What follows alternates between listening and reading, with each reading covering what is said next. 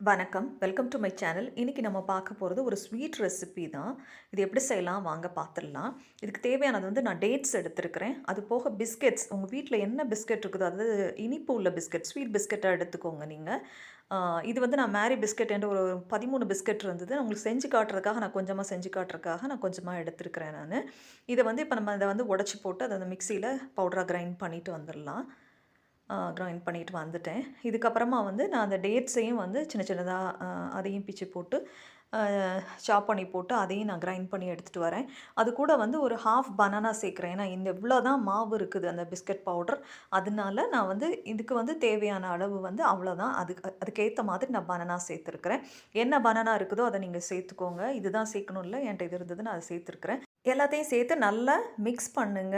நம்ம சப்பாத்தி மாவு டோக்கு எப்படி பெசைவோமோ, அதே மாரி பெசஞ்சு எடுத்துக்கோங்க. கொஞ்சம் கொஞ்சமா மிக்ஸ் பண்ணிக்கோங்க. ரொம்ப ஈரமாவும் ஆயிறக்கூடாது பார்த்துக்கோங்க. பார்த்து அத பெசஞ்சுக்கோங்க. ரொம்ப நைஸ் ஆகாது டேட்ஸு. கொஞ்சம் அது திப்பி திப்பியா இருந்த மாரி தான் இது. ஆனா அது கடிப்படும்போது நல்லாயிருக்கும் பார்த்துக்கோங்க. இந்த 3 இன்கிரீடியன்ட் தான் வேணும். இது ரொம்ப நாள் நம்ம வைக்க முடியாது. ஃப்ரிட்ஜில வச்சு தான் இத சாப்பிடணும். ஒரு 2, 3 நாள் வரைக்கும் தான் நம்ம இத இது பண்ண முடியும், சாப்பிட முடியும். பார்த்து செஞ்சுக்கோங்க. கொஞ்சம் கொஞ்சமா செஞ்சுக்கலாம். டிஃப்ரெண்ட்டா சாப்பிடணும்னு நினைக்கும்போது இந்த மாரி செஞ்சு கொடுங்க. இந்த மாதிரி டிஃப்ரெண்ட்டான ரெசிபீஸ் பார்க்கணுன்னா என்னுடைய சேனலை சப்ஸ்கிரைப் பண்ணுங்கள். இந்த ரெசிபி பிடிச்சிருந்ததுன்னா உங்கள் ஃப்ரெண்ட்ஸ் அண்ட் ஃபேமிலிக்கு ஷேர் பண்ணுங்கள். இந்த மாதிரி நல்ல சப்பாத்தி மாவு மாதிரி பிசைஞ்சிட்டு உங்களுக்கு என்ன ஷேப்பில் வேணுமோ அந்த ஷேப்பில் நீங்கள் அதை ரவுண்டாவோ சிலிண்டர் ஷேப்லையோ ட்ரையாங்கிள்லையோ நீங்கள் பண்ணிக்கோங்க. இதுக்கப்புறமா நமக்கு டெசிகேட்டட் கோகனட் வேணும். அதில் ஜஸ்ட் நம்ம ரோல் பண்ணி அப்படி நம்ம வச்சிடலாம். அது பார்க்குறதுக்கும் நல்லாயிருக்கும், சாப்பிடும்போதும் நல்லாயிருக்கும்.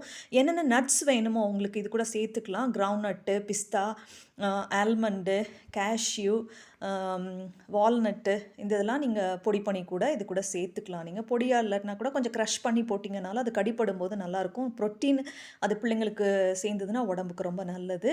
இப்போ நம்ம வந்து இந்த டெசிகேட்டட் கோகனட்டில் ரோல் பண்ணி இதை வந்து அப்படியே வச்சிடலாம். இது கொஞ்சம் சில் பண்ணி சாப்பிட்டாலும் நல்லாயிருக்கும், அப்படியே சாப்பிட்டாலும் நல்லாயிருக்கும். இந்த மாதிரி ரெசிபீஸ் பார்க்கணுன்னா என்னோட சேனலை சப்ஸ்கிரைப் பண்ணுங்கள். தேங்க்யூ ஃபார் வாட்சிங், சப்ஸ்கிரைபிங் மை சேனல். இன்னும் இந்த மாதிரி டிஃப்ரெண்ட்டான ரெசிபீஸ்லாம், ஈஸியான ரெசிபீஸ், ரொம்ப லெஸ் இன்க்ரீடியன்ட்ஸ் வச்சு பண்ணக்கூடியது, சீக்கிரமாக குயிக்காக டிஃப்ரெண்ட்டாக பண்ணக்கூடிய ரெசிபீஸ்லாம் வந்துட்டுருக்குது என்னோடய சேனலில். நீங்கள் மறக்காமல் தொடர்ந்து பாருங்கள். பெல் ஐக்கனை மறக்காமல் டச் பண்ணுங்கள். அப்போ தான் என்னோடய லேட்டஸ்ட் அப்டேட்ஸ்லாம் உங்களுக்கு உடனே கிடைக்கும். இந்த பாருங்கள், இந்த மாதிரி பிள்ளைங்களுக்கு என்ன மாதிரி பிடிக்குமோ அந்த மாதிரி ஷேப்ஸில் நீங்கள் டிஃப்ரெண்ட்டாக நீங்கள் பண்ணி கொடுங்க. தேங்க்யூ ஃபார் வாட்சிங், subscribing my channel. Have a nice day.